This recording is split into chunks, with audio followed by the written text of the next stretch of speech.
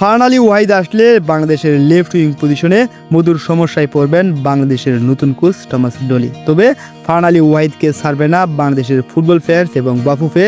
English premier লিগের এই goal machine আসলে কাদের জায়গায় রাজত্ব করবেন, কাদের হৃদয় ভাঙার কারণ হয়ে দাঁড়াবেন, বিস্তারিত তুলে ধরছি আলোচনায়।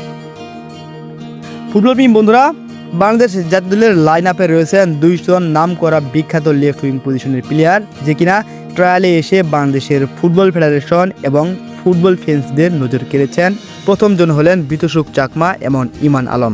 এই বিতসুখ চাকমা এবং ইমান আলম তারা লেফট উইং পজিশনে দুর্দান্ত খেলেন। অনেকেই ভাবছিলেন তাদেরকে জাতীয় দলের সুযোগ দেওয়া উচিত, তবে বয়স স্বল্পতার কারণে আর বাংলাদেশের জাতীয় দলে তাদের আপাতত জায়গা হচ্ছে না। এছাড়াও বাংলাদেশের ঘরোয়া লিগের মোহাম্মদ ফাহিম এবং ইতালি প্রবাসী ফুটবলার ফাহমিদুল ইসলাম এরাও লেফট উইং পজিশনে রীতিমতো দুর্দান্ত ছন্দে রয়েছেন। ইংলিশ লিগের এই গোল মেশিন বাংলাদেশের জাতীয় দলে আসলে গোলের সমস্যা একেবারেই সমাধান হবে। আর এই পজিশনে বাংলাদেশের ঘরোয়া লিগের বেশ কয়েকটি ফুটবলার তাদের স্থান হারাতে যাচ্ছেন। আর তিনি যদি আসেন, নিঃসন্দেহে এটি হবে বাংলাদেশের জন্য সবচেয়ে বড় পাওয়া। তিনি এমন একজন প্লেয়ার যে কিনা লেফট উইং পজিশনে ভালো, গোল করতে ভালো, ডিফেন্ডারদের মাঝখানে কাট করে ডি বক্সে ঢুকে দুর্দান্ত গোল করছেন এবং মাঠ কাঁপাচ্ছেন। আর এই প্লেয়ারকে বাংলাদেশের জাতীয় দলে আনতে প্রাণপণে চেষ্টা করছে বাংলাদেশের ফেডারেশন। সবকিছু যদি ঠিকঠাক মতো থাকে তাহলে ঈদের পরে তার পাসপোর্ট প্রক্রিয়ার কার্যক্রম শুরু হবে। যেহেতু নভেম্বর কিংবা অক্টোবর উইন্ডোতে বাংলাদেশের সাফ চ্যাম্পিয়নশিপ শুরু হতে যাচ্ছে, আর সেই সাফের ম্যাচে ফারহান আলী ওয়াহিদকে পেতে যাচ্ছে বাংলাদেশ ফেডারেশন। ফারহান আলী ওয়াহিদ তিনি বাংলাদেশের ইতিহাসে সর্বোচ্চ এবং সর্বশ্রেষ্ঠ একজন কিংবদন্তি হয়ে থাকবেন, এটা নিঃসন্দেহে বলা যায়। তিনি যদি আসেন, তিনি আক্রমণ ভাগটা সামলাবেন এবং মাঠে রয়েছেন আমাদের হামজা চৌধুরী এবং সমিত।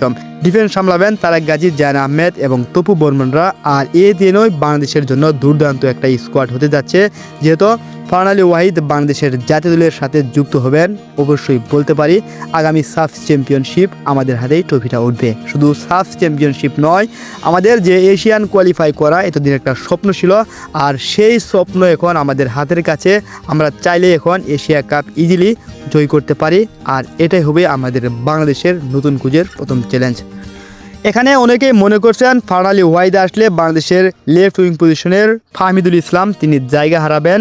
ফাহমিদুল ইসলাম এমন একজন প্লেয়ার যে কিনা লেফট উইং পজিশনে ভালো, অর্থাৎ লেফট উইং ব্যাক পজিশনেও খেলতে পারেন এবং রাইট উইঙ্গার হিসেবেও খেলতে পারেন। যদি কখনো রাকিব অনুপস্থিত থাকেন, সেই ম্যাচে ফারহান আলী ওয়াহিদ এবং ফাহমিদুল ইসলামকে একসাথে খেলাতে পারেন কোচ। আর বাংলাদেশের যে ফারহান আলী ওয়াহিদের সাথে ফাহমিদুল ইসলামকে একটা শক্তিশালী ব্যাকআপ হিসেবে রাখতে পারে, এটা নিঃসন্দেহে বাংলাদেশের জন্য বড় একটা পাওয়া। এতদিনে বাংলাদেশের যে কোনো একটা পজিশনে উপযুক্ত ব্যাক বেঞ্চার ছিল না, বিকল্প কোনো পজিশনের প্লেয়ার ছিল না। আর ফারহান আলী ওয়াহিদ আসার পরে বাংলাদেশে যদি বিতসুখ চাকমা আসেন, ইমান আলম আসেন এবং ফাহিম কিংবা ফাহমিদুল ইসলাম, এরা শক্তিশালী ব্যাকআপ প্লেয়ার হিসাবে স্কোয়াডে থাকবেন। আর তাতেই বাংলাদেশের শক্তিমত্তা বেড়ে যাবে রিডাবল। ফুটবল প্রেমী বন্ধুরা, কে কে খুশি হয়েছেন ফারহান আলী ওয়াহিদ বাংলাদেশের জাতীয় দলে আসার প্রসঙ্গের খবরটি নিয়ে আপনারা অবশ্যই কমেন্ট বক্সে জানিয়ে যাবেন। ধন্যবাদ সবাইকে, আসসালামু আলাইকুম।